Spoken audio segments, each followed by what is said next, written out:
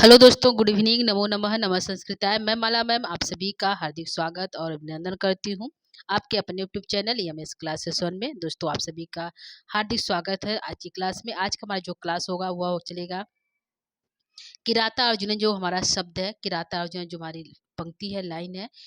यह किराता अर्जुनीय शब्द में कौन सा समास है, ठीक है, कौन सा प्रत्यय है, और किराता अर्जुन जो ग्रंथ है इस पे किस कवि ने कौन सी टीकाएं लिखी।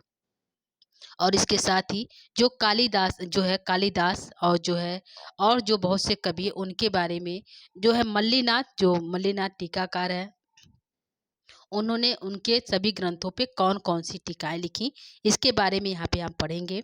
इसके साथ ही आज की कक्षा में और पढ़ेंगे कि यहाँ पे जो हमारा 18 सर्ग है किराता अर्जुनियम का, जो 18 सर्ग है वो उस 18 सर्ग में प्रथम सर्ग द्वितीय सर्ग में कौन सा मुख्य कथानक है उसके बारे में पढ़ेंगे। तो आइए हम लोग स्टार्ट करते हैं आज की क्लास। आज की कक्षा में सबसे पहले हमारा जो प्रश्न पूछेगा यह पूछेगा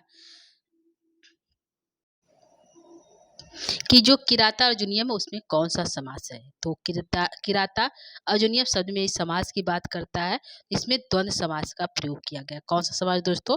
द्वंद्व समास इसमें है। यदि समासिक विग्रह पूछेगा किराता अर्जुनियम का समासिक विग्रह क्या है, तो यहाँ पे किरात च अर्जुन अर्जुन च, यानी किरात च और अर्जुन च जो इसका समासिक विग्रह है, और शब्द बनेगा किराता अर्जुन। क्या हो जाएगा दोस्तों? किराता अर्जुनयो। और यहाँ पे समास होगा द्वंद्व समास। तो प्रश्न यहाँ पे दो प्रश्न बना कि समासिक विग्रह क्या है, तो समासिक विग्रह हमारा किरात च अर्जुन च है। और जो यदि पूछे कौन सा समास है, तो द्वंद्व समास यहाँ पे हमारा प्रयोग किया गया है। ठीक है, ये हमारा हो गया। दूसरा यहाँ पे प्रश्न होगा कि किराता अर्जुनियम प्लस छ, यानी कि किराता अर्जुनियम जो है इसमें कौन सा प्रत्यय है। यहाँ पे समास हमारा जो हो गया द्वंद्व समास है। यदि प्रत्यय पूछे कौन सा प्रत्यय है, तो यहाँ पे छ प्रत्यय का प्रयोग किया गया। कौन सा? छ प्रत्यय का प्रयोग किया गया है। ठीक है, तो यहाँ पे अधिकृत कृत्य ग्रंथे के अर्थ में जो है छ प्रत्यय लगा हुआ है। ठीक है दोस्तों, तो यहाँ पे हमारा दो प्रश्न बना। किराता अर्जुनियम में कौन सा समास, तो द्वंद्व समास। कौन सा प्रत्यय, तो छ प्रत्यय। तो समास दोस्तों प्रश्न उत्तरी इसी तरह पूछता है। ज्यादा इसमें जो है अधिकृत कृत्य ग्रंथि के अर्थ में छ प्रत्यय पूछा, ऐसा प्रश्न नहीं बनता है। तो आप सीधे से प्रश्न बना सकते हैं किराता अर्जुनियम जो शब्द है, पद है, उसमें कौन सा प्रत्यय, तो छ प्रत्यय। कौन सा समास, द्वंद्व समास। समासी विग्रह तो किरात च अर्जुन च। ठीक है, ये हमारा समासी विग्रह है। अब हम आगे बढ़ते हैं। ठीक है, तो ये हमारा हो गया समासी विग्रह। आगे यहाँ पे है कि जो सूत्र है, सूत्र से छ प्रत्यय, यानी कि जो किराता अर्जुनियम जो छ प्रत्यय बना है किस सूत्र से बना है, तो यह रहा सूत्र। सूत्र परीक्षा में नहीं पूछता, लेकिन एक बार पढ़ लीजिए। यहाँ पे पूछा है कि किस सूत्र से बना है। सूत्र हमारा है शिशु जो है क्रंद क्रंद यम सब सब द्वंद्वे जनादि व्यश्च। ठीक है, सूत्र से जो है छ प्रत्यय का प्रयोग किया गया। तो ये हमारा सूत्र है। अब इसको याद करना चाहते हो तो याद कर सकते हैं। ठीक है, आगे है किराता अर्जुनियम प्लस छ, यानी ई किराता अर्जुनी बना। और यहाँ पे ठीक है, तो यहाँ पे किराता अर्जुनियम में जो आयने ने नियम जो है फ ढ ख छ घा प्रत्यादीना नाम से छ प्रत्यय के स्थान पर ई आदेश हो गया। ठीक है, तो इस प्रकार से यह है कि इसमें ई आदेश कैसे हुआ, छ प्रत्यय में ई आदेश कैसे हुआ, तो इस सूत्र के माध्यम से छ प्रत्यय के स्थान पर ई आदेश हो जाता है। ठीक है, तो हमारा बनता है किराता अर्जुनियम। ठीक है, तो ये हमारा हो गया, सामान्य है। इससे जो खास प्रश्न नहीं बनेगा, तो इसको आप काट के आगे बढ़ सकते हैं। ठीक है, अगला यहाँ पे एक प्रश्न बनेगा कि किराता अर्जुनियम जो शब्द है उसमें कौन सा लिंग का प्रयोग किया गया है। तो यहाँ पे ग्रंथावाची शब्द यानी सदा जो होता है नपुंसक लिंग में होता है, अतः किराता अर्जुनियम पद में नपुंसक लिंग का प्रयोग किया गया है। ठीक है, तो यदि पूछेगा किराता अर्जुनियम में कौन सा लिंग का प्रयोग किया गया है, तो उसमें जो है नपुंसक लिंग का प्रयोग किया गया है। ठीक है, और यहाँ पे कहावत है कि जो ग्रंथवाची जो शब्द होते हैं उसमें जो है नपुंसक लिंग का ही प्रयोग किया जाता है। ठीक, और जो आगे हमारी पंक्ति है कि किराता इस प्रकार जो नायक, इस किराता अर्जुनियम का नायक कौन है दोस्तों, तो अर्जुन है। ठीक है, प्रतिनायक यानी सहनायक यानी उपनायक की बात करें तो वह है शिव जी। कौन है? शिव जी। तो नायक जो है अर्जुन है, प्रतिनायक कौन है तो शिव जी है। और किराता अर्जुनियम कैसा ग्रंथ है तो किराता अर्जुनियम एक महाकाव्य है। तो इतना हम पढ़ चुके थे दोस्तों, थोड़ा सा हम पढ़ चुके थे कि किराता अर्जुनियम के नायक कौन है, उपनायक कौन है, और जो है किराता अर्जुनियम कैसा ग्रंथ है। तो एक जो है महाकाव्य है, और जो है ये जो भारवी की रचना है, और जो है यह एक ही भारवी की रचना है किराता अर्जुनियम। इसमें किरात और अर्जुन की जो है कथा वर्णित है। ठीक है, तो ये हमारा हो गया जो है थोड़ा सा जो है किराता अर्जुन शब्द में प्रत्यय क्या है, और जो है छंद कौन सा है, और जो है किराता अर्जुन में लिंग कौन सा है। तो इतने हमारे प्रश्न बने। आगे हम पढ़ेंगे जो है किराता अर्जुनीय महाकाव्य के प्रमुख पात्र। पात्र पढ़ेंगे कौन कौन से पात्र हैं। तो नायक के रूप में अर्जुन है, प्रश्न बनेगा नायक कौन है तो अर्जुन है। नायिका के रूप में कौन है तो नायिका के रूप में द्रौपदी है। आगे है किरात भेष जारी जो है शिव जो है वह क्या है तो वह है प्रतिनायक, यानी कि नायक के साथ एक प्रतिनायक होता है, तो वह हो गए जो है शिव भगवान जो है प्रतिनायक है।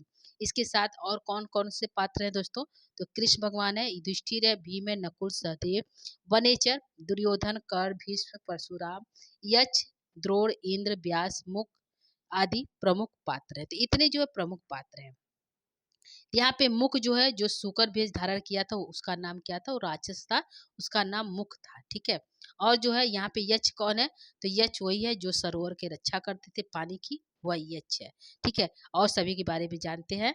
और यहाँ पे व्यास जो है जिसने जो है रचना की किसकी, महाभारत की, तो वही कवि जो है व्यास जी हैं। तो यहाँ पे व्यास है, यक्ष है, और जो है सुक। इतना इतना आप हम यहाँ पे बता दिए, और आगे पात्रों को आप अच्छी तरह से जानते हैं। ठीक है, आगे हम बढ़ते हैं दोस्तों। यहाँ पे जो एक कवि हैं जिनका नाम है मल्लीनाथ, क्या नाम है, मल्लीनाथ सूरी, उनका नाम है मल्लीनाथ सूरी। तो इनके बारे किराता अर्जुनीय महाकाव्य के टीकाकार आचार्य जो मल्लीनाथ सूरी उनका जीवन चरित्र, यानी कि उनके बारे में हम एक नज़र पढ़ेंगे, क्योंकि यहाँ से प्रश्न संभव नहीं है, तो एक नज़र हम इसको पढ़ेंगे। इसके साथ जो है मल्लीनाथ की प्रमुख टीकाओं को हम जो है विस्तार से पढ़ते हैं। ठीक है, तो यहाँ पे जो है इनका यदि हम पूछिएगा मल्लीनाथ का जो है किस किस वंश से है, किस परिवार से है, तो इनका जो परिवार गोत्र है वह है जो है काश्यप गोत्री तेलुगु ब्राह्मण है। कौन है, मल्लीनाथ। ठीक है, इनके पिता का क्या नाम है मल्लीनाथ का, तो मल्लीनाथ के पिता का नाम है कार्तिन। मल्लीनाथ के दो भाई हैं, एक का नाम है पेड़ु भट्ट तथा दूसरे का नाम है कुमार स्वामी। ठीक है, कुमार स्वामी की रचना का क्या नाम है, तो इनकी जो भाई है उनके रचना का नाम है, मल्लीनाथ के पुत्र का जो नाम है कुमार स्वामी, उनके रचना का नाम है प्रताप रुद्र यशोभूषण, जो है काव्य शास्त्री ग्रंथ है। तो इनका है मल्लीनाथ की आनुवांशिक उपाधि प्राप्त है कोलाचल, यानी कि इनको आनुवांशिक एक उपाधि प्राप्त है जिनका नाम है कोलाचल। ठीक है, मल्लीनाथ की व्यक्तिगत उपाधि क्या है तो महामहोपाध्याय, इनका व्यक्तिगत उपाधि इनको महामहो उपाध्याय इनको प्राप्त है। मल्लीनाथ के यदि समय की बात करते हैं तो इनका समय जो है 14वीं शताब्दी का उत्तरार्ध है। ठीक है, तो यह हो गया मल्लीनाथ का समान परिचय। लेकिन यहाँ से प्रश्न नहीं बनते, एक नज़र आप यहाँ पे बस सिर्फ आप लोग को बता दिए। ठीक है, आगे यहाँ जहाँ से प्रश्न बनते हैं वहाँ हम चलते हैं। तो प्रश्न हमारा यहाँ से बनता है जो इम्पोर्टेंट है, वेरी वेरी इंपॉर्टेंट है, यहाँ से बहुत अधिक प्रश्न बनते हैं।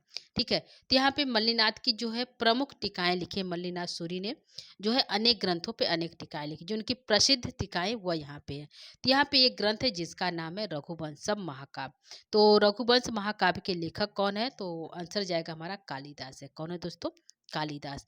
अब यहाँ प्रश्न है कि रघुवंशम महाकाव्य पर कौन सी टीका लिखी गई, तो रघुवंशम महाकाव्य पे संजीवनी टीका लिखी। कौन सा, संजीवनी टीका। किसने लिखा दोस्तों, तो मल्लीनाथ के द्वारा लिखा गया। ठीक है, तो यहाँ पे प्रश्न होगा रघुवंशम महाकाव्य के लेखक कालिदास।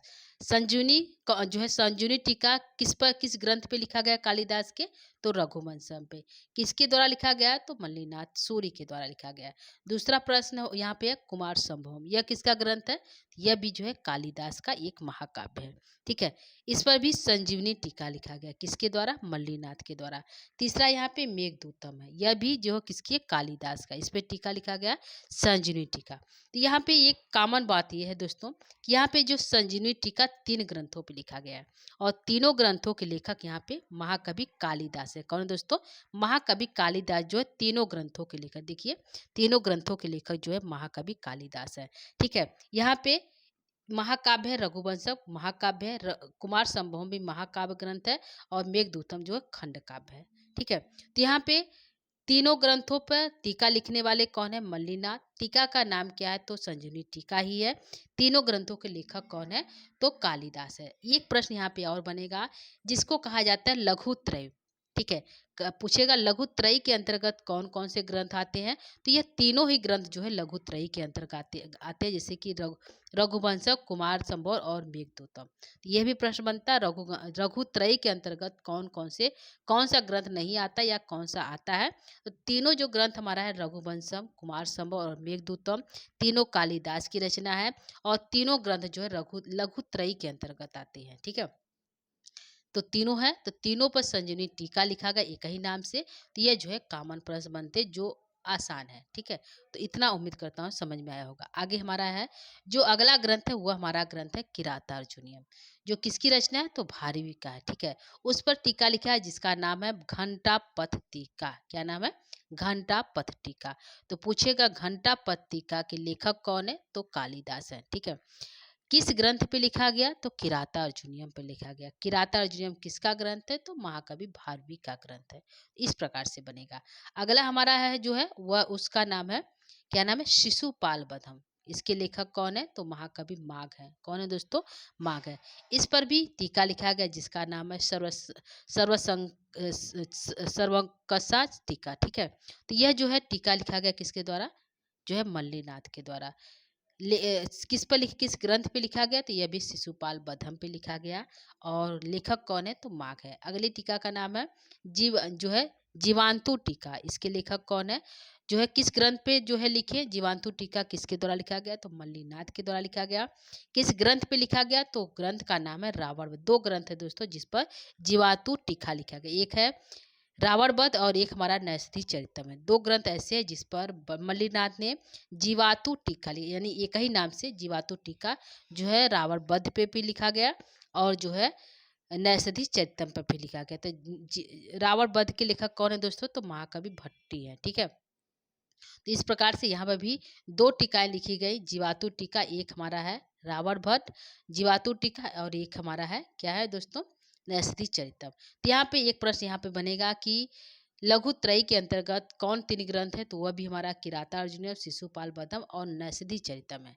ठीक है, और तीनों ग्रंथों पे जो है मल्लिनाथ ने जो है टीका लिखा। तो टीका का नाम यहाँ पे हमने बता दिया, ध्यान रखिएगा। आगे हम बढ़ते हैं, कुछ और टीकाएं मल्लिनाथ के प्रसिद्ध हैं। ठीक है, तो आगे उनकी टीकाओं की तरफ चलते हैं। यहाँ पे एक टीका है जो अभी हमने बताया, टीका क्या नाम है? नैषधि चरितम। उस पर भी कौन सा टीका लिखा गया दोस्तों? तो जीवातु टीका लिखा गया। किसके द्वारा? तो यहाँ पे मल्लिनाथ के द्वारा जो है जीवातु टीका लिखा गया। लेखक कौन है? श्री हर्ष है। ग्रंथ का क्या नाम है? तो नैषधि चरितम है। ठीक है, तो इस प्रकार से हमारे जो है प्रसिद्ध टीकाकार हुए मल्लिनाथ, जिन्होंने लघुत्रयी और जो है बृहत्त्रयी दोनों ग्रंथों पर जो है अपनी टीका लिखा है। ठीक है, तो आप इसको देख लीजिएगा। आगे हम बढ़ते हैं। ठीक है, तो यहाँ पे कुछ और टीकाकार हैं, जैसे हमारे यहाँ पे इसके अतिरिक्त जो है तार्किक रक्षा जो है नलोद काव्य, प्रशास्त्र, पादभाष्य और लघु शब्द पर मल्लिनाथ ने इन ग्रंथों में भी अनेक टीकाएं लिखी हैं। इनका पूरा नाम महामहोपाध्याय कोलाचल मल्लिनाथ सूरी है। तो इस प्रकार पूछ सकता है कि मल्लिनाथ का पूरा नाम क्या है? तो इनको उपाधि प्राप्त हुई दोस्तों। इनका जो है आनुवांशिक उपाधि कोलाचल है और इनको जो है समाज से प्राप्त उपाधि उसका नाम है महामहोपाध्याय। तो इनका पूरा नाम हो गया महामहोपाध्याय कोलाचल मल्लिनाथ सूरी। ठीक है, इस प्रकार से इनका पूरा नाम हो गया। यहाँ पे एक टीका और इन्होंने लिखा, कौन है? यहाँ पे किराता अर्जुनियों के दूसरे प्रसिद्ध टीकाकार है जिनका नाम है चित्रभानु। कौन है? चित्रभानु। इन्होंने किराता अर्जुनिया पर एक महान टीका लिखा जिसका नाम है शब्दार्थ दीपिका टीका। ठीक है, जिसको त्रिसागरिका प्रारंभ के केवल 3 सर्गों पर है। ठीक है, तो इस प्रकार से यदि पूछेगा शब्दार्थ दीपिका टीका किसके द्वारा लिखा गया? तो चित्रभानु के द्वारा। आंसर हमारा हो जाएगा किस ग्रंथ पे लिखा गया? तो किराता अर्जुनियम नामक ग्रंथ पे लिखा गया। इस प्रकार से इस लाइन से भी 2 प्रश्न हमारे बन जाते हैं। ठीक है, तो यह रहा हमारा दोस्तों मल्लिनाथ के द्वारा लिखा गया प्रसिद्ध टीकाएं। आगे हम बढ़ेंगे, एक हम और टॉपिक लेंगे जिसका नाम है किराता अर्जुनियम का संक्षिप्त कथा। यानी कि यहाँ पे प्रश्न बनेगा किराता अर्जुनियम में यदि हम बात करें सर्गों की संख्या कितनी है, या फिर बात करें किराता अर्जुनियम किस प्रकार की कथा है। तो महाकाव्य ग्रंथ है जो है कि महाकाव्य किस में जो है किराता अर्जुनियम किस में लिखा गया, उसकी विधि क्या है। तो सर्गों में लिखा गया है। कितने सर्ग हैं, तो 18 सर्ग हैं। कितने सर्ग हैं दोस्तों, 18 सर्ग हैं। ठीक है। और किराता अर्जुनियम में कौन सा समाज, तो अभी हम पढ़ के हैं द्वंद्व समाज। कौन सा प्रत्यय, छ प्रत्यय लगा हुआ है दोस्तों। और जो है किराता अर्जुनियम में कौन सी लिंग है, तो नपुंसक लिंग का प्रयोग किया गया है। ठीक है। तो आइए हम लोग चलते हैं इसके जो है कहाँ पे, इसके कथानक की तरफ। यानी कि इसके जो 18 सर्ग, यानी कि एक सर्ग की बात यहाँ पे नहीं, 18 सर्गों की मुख्य कथा क्या, पहले सर्ग में क्या है, दूसरे सर्ग में क्या, इस प्रकार का हम इसको पढ़ेंगे। तो किराता अर्जुनियम में कौरव एवं विजय, कौरव पर विजय प्राप्ति के लिए अर्जुन का हिमालय पर्वत पर जाकर तपस्या करना, किरात वेशधारी शिव से युद्ध और प्रसन्न हुए भगवान शिव से पाशुपत अस्त्र की प्राप्ति करना। तो कथानक इसका यही है। किराता अर्जुनियम का मुख्य कथा 18 जो सर्ग चले, तो मुख्य कथा जो है यही है। किराता अर्जुनियम जो है कौरव पर विजय प्राप्त करना चाहते थे, और इस विजय प्राप्त करने के लिए उन्हें पाशुपत अस्त्र की प्राप्ति करना था। इसके लिए उन्हें तपस्या करने के लिए हिमालय जाना पड़ा। किसके कहने पर, तब व्यास ऋषि के कहने पर जो है कहाँ जाते, हिमालय पर्वत पे जाते हैं। और वहाँ पे हिमालय पर्वत के एक स्थान का नाम है जहाँ पे तप कर रहे थे, उसका नाम है इंद्रकील पर्वत। क्या नाम है, इंद्रकील पर्वत। इस इंद्रकील पर्वत पर बैठकर अर्जुन तपस्या करते हैं, और किरात भेष में वह कौन आते हैं, भगवान शिव, और अर्जुन की परीक्षा लेते हैं। परीक्षा प्राप्त करने पर जो अर्जुन को जो है भगवान के द्वारा पाशुपत अस्त्र की प्राप्ति हो जाती है। तो यह कथानक है, मुख्य कथा जो 18 का संक्षिप्त कथा यही है। ठीक है। आगे हम बढ़ते हैं सर्ग की तरफ। तो यहाँ पे बात होगा कि पहले सर्ग में क्या है। तो पहले सर्ग में जो हमारे सिलेबस में पहले सर्ग में जो है युधिष्ठिर के द्वारा जो है भेजा जाता है, राजा युधिष्ठिर के द्वारा किसको भेजा जाता है, हस्तिनापुर। तो यहाँ पे वनेचर को भेजा जाता है। किसको भेजा जाता है, वनेचर को भेजा जाता है। कहाँ पे, हस्तिनापुर। किसके बारे में जानकारी प्राप्त करने के लिए, तो दुर्योधन के बारे में जानकारी प्राप्त करने के लिए। वो लोग किस, पांडव लोग जो है किस वन में रहते हैं, तो द्वैत वन में रहते हैं। तो प्रश्न यहाँ से खूब पूछता है किस वन में रहते हैं, कौन भेजता है, तो युधिष्ठिर भेजते हैं। किसको भेजते हैं, वनेचर को भेजते हैं। तो यहाँ पे हस्तिनापुर भेजे गए वनेचर का द्वैत वन में आकर युधिष्ठिर से मिलना, दुर्योधन के शासन प्रबंध का वर्णन तथा युधिष्ठिर के लिए द्रौपदी का उत्तेजनापूर्ण कथन। यानी कि वनेचर जाता है द्वैतवन के सारे समाचार को लेकर, पुनः युधिष्ठिर के पास आता है, और युधिष्ठिर को एकांत में ले जाकर अपने जो है विशेष सौष्ठ अवदर जो है वाणी के द्वारा, शब्दों के द्वारा जो है युधिष्ठिर से दुर्योधन के पूरी शासन व्यवस्था को जो है क्रमशः बताता है। कौन, वनेचर। कहाँ बताता है, तो द्वैत वन में बताता है, एकांत में बताता है। ठीक है। बातों को सुनकर दुर्योधन कहाँ प्रवेश करते हैं, तो द्रौपदी के सदन में प्रवेश करते हैं। ठीक है। वहां पे पूरी बात बताने के बाद जो है द्रौपदी जो है युधिष्ठिर पर क्या करती है, क्रोध इत्यादि करती थी। यह हमारा प्रथम सर्ग की कथा है। उसके बाद द्वितीय सर्ग स्टार्ट होता है जिसमें युधिष्ठिर भीष्म का संवाद, व्यास का आगमन। तो जो द्रौपदी के साथ संवाद हो जाता है प्रथम सर्ग में, द्रौपदी जो है युधिष्ठिर को सब कुछ कहती कि पहले आप राजा थे, पहले तुम्हारे भाई कैसे थे, इस प्रकार की सारी करने के बाद उसके बाद द्वितीय सर्ग में जो है युधिष्ठिर के साथ भीम का संवाद होता है। भीम भी जो युधिष्ठिर से जो है कहते हैं, संवाद करते हैं। उसी समय व्यास ऋषि का आगमन हो जाता है। तो पूछेगा द्वितीय सर्ग में किस ऋषि का आगमन होता है, तो आंसर हो जाएगा व्यास ऋषि का आगमन होता है। द्वितीय सर्ग में किसके साथ युधिष्ठिर का संवाद होता है, आंसर हो जाएगा भीम के साथ साथ जो है युधिष्ठिर का संवाद होता है। इस प्रकार से हमारे प्रश्न बनेंगे। अगला हमारा हो जाएगा तृतीय सर्ग। तृतीय सर्ग में क्या है दोस्तों, तो तृतीय सर्ग में भी क्या है दोस्तों, व्यास जो है व्यास संवाद है। क्या है, व्यास संवाद जो है तृतीय सर्ग में है। ठीक है। तो व्यास ऋषि के साथ संवाद किस सर्ग में होता है युधिष्ठिर का, तो तृतीय सर्ग में होता है। व्यास द्वारा अर्जुन को पाशुपत अस्त्र की प्राप्ति के लिए हिमालय पर जाकर तपस्या करने का आदेश अर्जुन को जो है अर्जुन को होता है। अर्जुन क्या करते हैं, प्रस्थान करते। तो यहाँ पे पूछेगा कि व्यास और युधिष्ठिर का संवाद किस सर्ग में है, तो आंसर हो जाएगा तृतीय सर्ग में है। ठीक है। अर्जुन को हिमालय पर्वत के लिए तपस्या करने के लिए कौन भेजते हैं, तो व्यास ऋषि भेजते हैं। ठीक है। किस चीज की प्राप्ति के लिए? तो हो जाएगा आंसर हो जाएगा पाशुपत अस्त्र की प्राप्ति के लिए जो है उन्हें जो है हिमालय पर्वत भेजते। तो ये हमारा तृतीय सर्ग की बात हुई। अगला हमारा यहाँ पे जाएगा दोस्तों, अगला यहाँ पे हमारा प्रश्न बनेगा जो चौथे सर्ग है कि पूछेगा शरद ऋतु का वर्णन किस सर्ग में किया गया है। ठीक है, तो किराता अर्जुनियम ग्रंथ के अनुसार शरद ऋतु का वर्णन किस ग्रंथ में किया गया है? आंसर जाएगा चौथे सर्ग में किया गया। कौन से? चौथे सर्ग में किया गया। अगला प्रश्न बनेगा कि हिमालय पर्वत का वर्णन किस सर्ग में है? तो हिमालय पर्वत का जो वर्णन है वह है जो है पांचवें सर्ग में। कौन सर्ग में दोस्तों? पांचवें सर्ग में जो है हिमालय पर्वत का वर्णन है। तो यहाँ पे हिमालय पर्वत हो गया। अगला हमारा हो जाएगा छठवां सर्ग। छठे सर्ग में क्या है दोस्तों, इसको देख लेते हैं।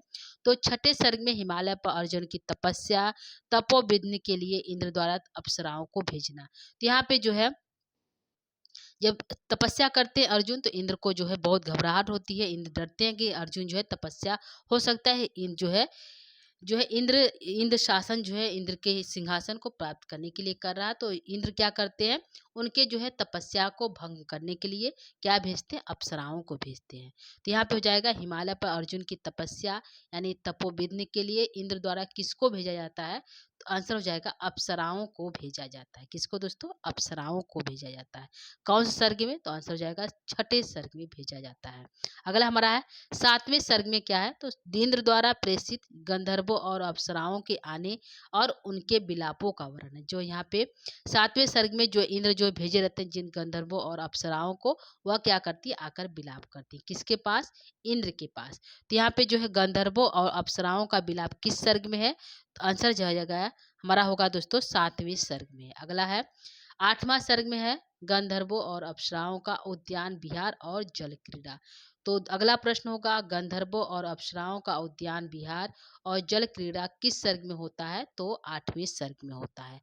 अगला होगा आठवें सर्ग में जो है किराता अर्जुनी में किसका वर्णन किया गया है? तो आठवें सर्ग में जो है गंधर्वों और अप्सराओं का उद्यान विहार और जल क्रीड़ा का वर्णन किया गया। ये हमारे प्रश्न बनेंगे। अगला हमारा सर्ग है नौवां सर्ग। नौवें सर्ग में सायंकाल और चंद्रोदय वर्णन, सूरत वर्णन तथा प्रभात वर्णन है। तो यहाँ पे प्रश्न बनेगा सायंकाल, चंद्रोदय वर्णन और सूरत वर्णन कौन से सर्ग में है?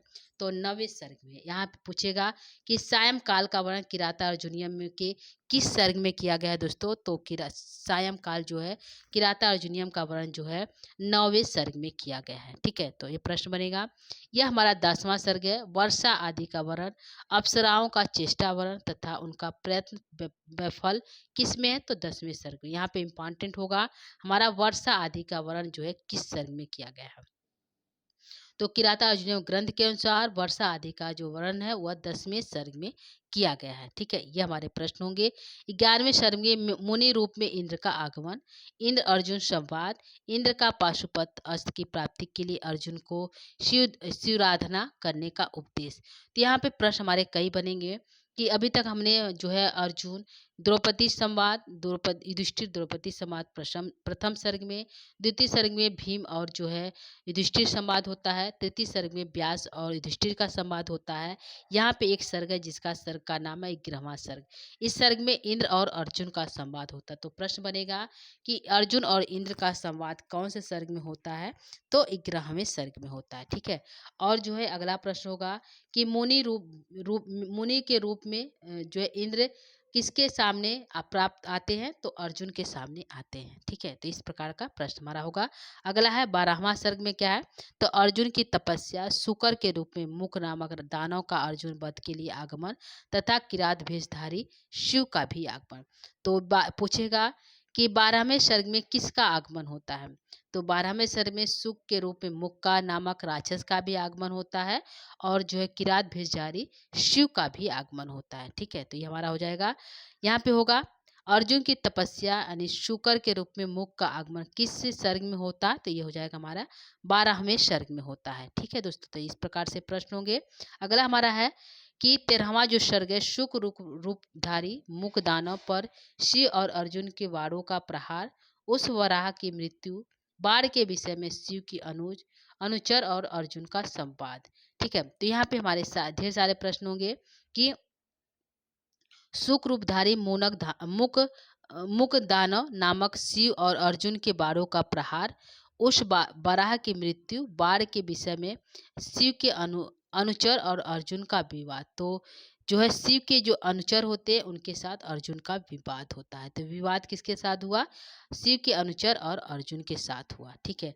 मुखधारी जो है जो मुखदानों के ऊपर कौन बाढ़ चलाते हैं? तो शिव और अर्जुन दोनों एक साथ बाढ़ चलाते हैं। तो इस प्रकार से प्रश्न होंगे। कौन से सर्ग में मुख के ऊपर बाढ़ चलाया जाता है? तो 13वें सर्ग में मुख के ऊपर बाढ़ चलाया जाता है। ठीक है। 14वें सर्ग में सेना सहित शिव का आगमन और सेना के साथ अर्जुन का युद्ध। ठीक है। तो किस सर्ग में शिव का आगमन होता है? तो 14वें सर्ग में जो है शिव सेना का आगमन होता है। शिव सेना के साथ किसका युद्ध होता है? तो अर्जुन का युद्ध होता है। तो शिव सेना के साथ किसका युद्ध होता है? अर्जुन का होता है। कौन से सर्ग में होता है? तो 14वें सर्ग में होता है। 15वें सर्ग में चित्र युद्ध या वर्ण यानी चित्रकाव्य, यह हमारे इंपॉर्टेंट हो जाता है दोस्तों, ध्यान रखिएगा। इसी पर जो है टीकाएं लिखी गई, संस्कृत टीका। ठीक है। तो यहाँ पे है कि 15वें सर्ग में चित्र युद्ध यानी कि चित्रकाव्य यानी कि चित्र युद्ध का वर्णन किस सर्ग में है? तो आंसर जाएगा 15वें सर्ग में है। चित्र युद्ध और चित्रकाव्य का वर्णन जो है 15वें सर्ग में है। 16वें सर्ग में शिव और अर्जुन का अस्त्र युद्ध यानी कि वाक युद्ध होता है, उसके बाद जो अस्त्र युद्ध होता है। ठीक है। तो कौन सर्ग में होता है? 16वें सर्ग में। किसके बीच होता है? तो अर्जुन और शिव के बीच जो अस्त्रों का युद्ध होता है। कौन से सर्ग में? 16वें सर्ग में। 17वें सर्ग में शिव की सेना के साथ अर्जुन का युद्ध, शिव और अर्जुन का युद्ध यानी कि 17वें सर्ग में शिव के सेना के साथ भी अर्जुन का युद्ध होता है और शिव जी के साथ भी होता है। तो पूछेगा शिव जी और अर्जुन का युद्ध किस सर्ग में होता है? 17वें सर्ग में होता है। ठीक है। अस्त्र युद्ध किस सर्ग में होता है? तो वह भी 16वें सर्ग में होता है। ठीक है। अगला हमारा सर्ग है जिसका नाम है 18वां सर्ग। तो 18वें सर्ग में क्या दिया गया इसको हम देख लेते हैं। 18वें सर्ग में है कि शिव द्वारा शिव अर्जुन का महायुद्ध, शिव का वास्तविक रूप में प्रकट होना, इंद्रादि का आगमन, अर्जुन को पाशुपत अस्त्र की प्राप्ति, इंद्रादि का अर्जुन की को विविध अस्त्र देना, सफल मनोरथ अर्जुन का युधिष्ठिर के समीप पहुंचना।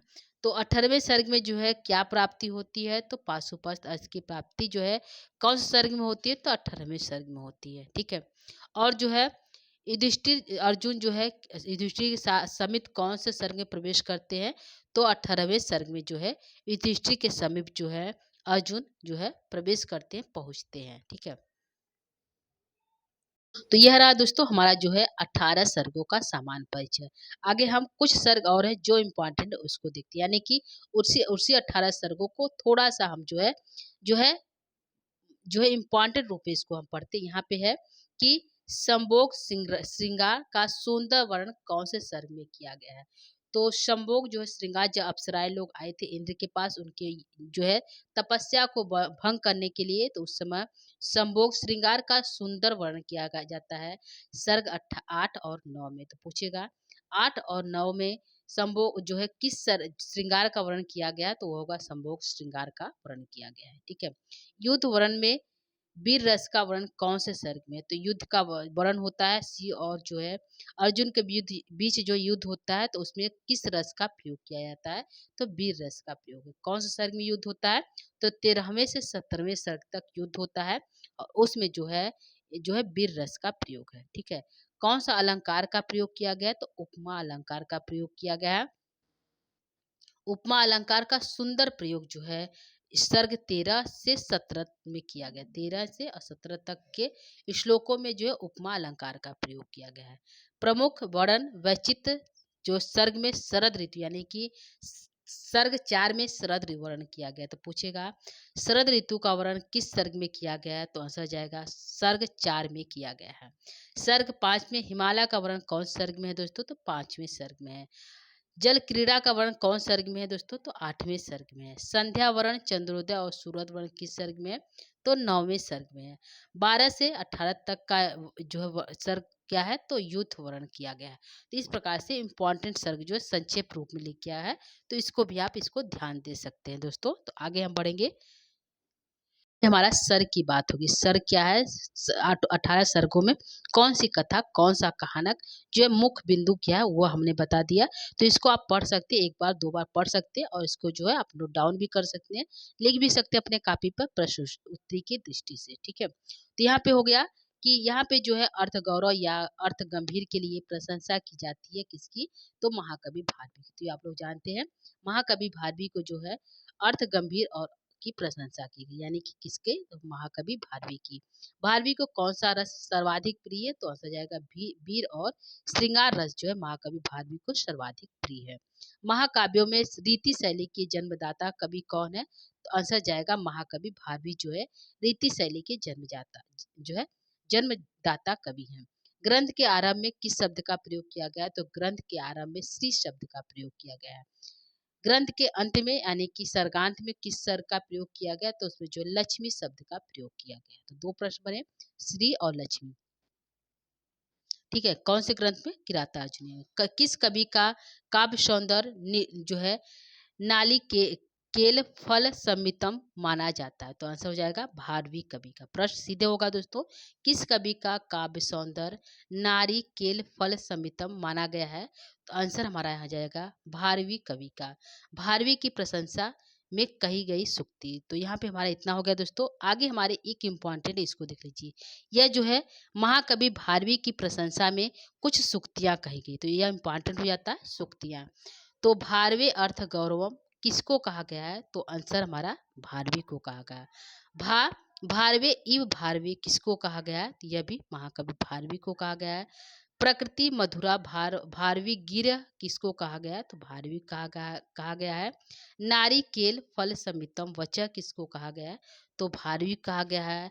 स्फुरता न पदरपाकृता यह किसको कहा गया? तो यह भी महाकवि भारवी को कहा गया है।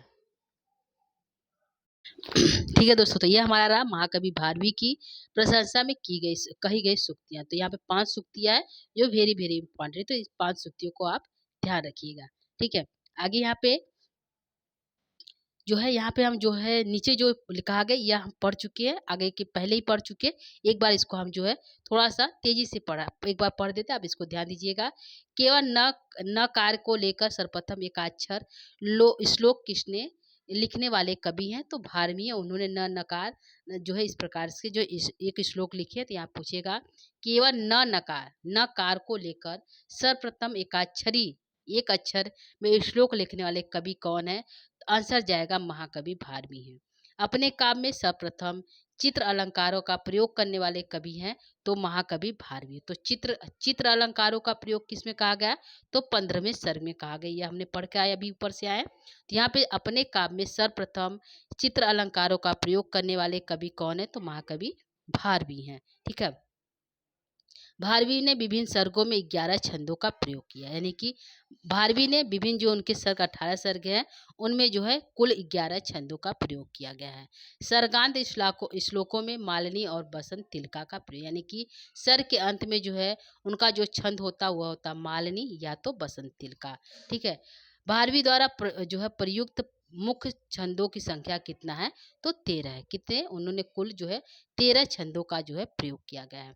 भारवी का अत्यंत प्रिय छंद कौन सा है? तो आंसर जाएगा वंशस्थ तथा उपजाति। 2 छंदों का वह जो है उनको सबसे अधिक प्रिय है, उसका नाम है वंशस्थ और दूसरा उपजाति। क्षेमेंद्र ने वसंत शब्द के लिए भारवी की प्रशंसा की है। उन्होंने कहा भारवी की, क्या कहा है? भारवी की प्रशंसा की है। संस्कृत साहित्य में रीति काव्य परंपरा के जन्मदाता कौन है?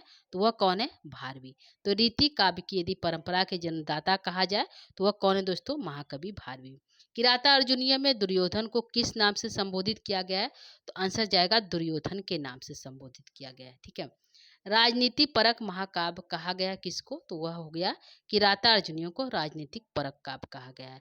सी और अर्जुन पर आधारित महाकाव्य कौन सा है? तो वह है किराता अर्जुनीय। किराता अर्जुनीय में एकाक्षर श्लोक की संख्या कितनी है? तो सप्त, यानी कि 7 श्लोक है, जिस पर एक अक्षर पर जो श्लोक लिखा गया है। महाकवि भारवी की मित्रता किसके साथ थी? तो वह था चालुकवंशी राजा विष्णुवर्धन से। भारवी के 3 पुत्र थे, इनके मध्य पुत्र मनोरथ के 4 पुत्र। तो इनका जो है इनका जो है हमने जीवन परिचय पढ़ा है कि सबसे पहले जो है भारवी है, भारवी के पुत्र का नाम मनोरथ, मनोरथ के पुत्र का नाम जो बीरदत्त, बीरदत्त के पुत्र का नाम जो है दंडी। इस प्रकार से इनका है। तो यहाँ पे यही चीज़ है, चालुकवंशी विष्णुवर्धन से भारवी जो है, यहाँ पे भारवी के 3 पुत्र थे, इनके मध्य पुत्र मनोरथ है, मनोरथ के 4 पुत्र हुए, जिनमें से एक बीरदत्त है, बीरदत्त के पुत्र का नाम दंडी है। तो दंडी ने एक ग्रंथ की रचना की जिसका नाम है 10 कुमार चरितम। क्या नाम है दोस्तों? 10 कुमार चरितम। ठीक है, तो इस प्रकार से जो है, ठीक है। तो यह रहा दोस्तों आज का हमारा क्लास को यहीं पे हम समाप्त करेंगे। क्लास हमारा लंबा हो जा रहा तो आज को यहीं पे हम समाप्त करेंगे। कल जो है आगे के हम क्लास को लेकर, यानी कि यहाँ से हम स्टार्ट करेंगे आगे की कक्षा। तो इसको लेकर हम जो है कल पुनः उपस्थित होंगे दोस्तों। तो आज के लिए इतना ही। नमो नमः, नमः संस्कृता, धन्यवाद, थैंक यू।